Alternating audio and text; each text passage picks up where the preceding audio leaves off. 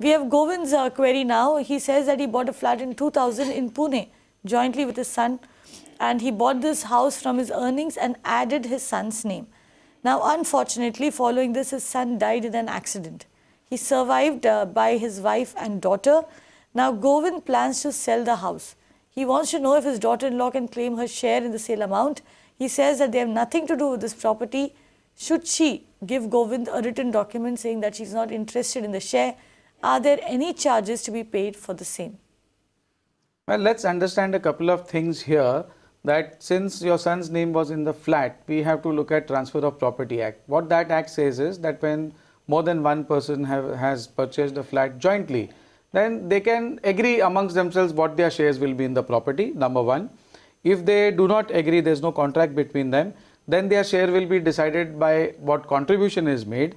But if you are not able to ascertain what the contribution is, then it will be assumed that they have an equal share. So for the sake of my answer, I am going to go with the last one, because in most cases it is very difficult to make out who contributed what. So if that is the case, then your son had a 50% share. If he did not make a will, then his heirs, when he passed away at that point of time, would be his wife, his daughter and his mother, that is your wife. So there are three people who would inherit that 50% share in the flat, which is roughly about 16.67%. And that, yes, between your daughter-in-law and the granddaughter, they have about 33% share.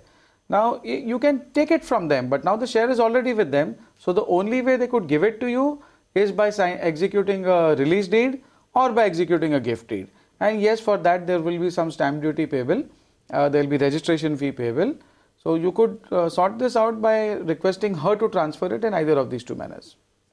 Right, so either get a release deed or a gift deed done, ask your daughter-in-law to execute one and transfer her share of the property in your name. That's the way to go about it. You can watch live TV on our website mpnow.in.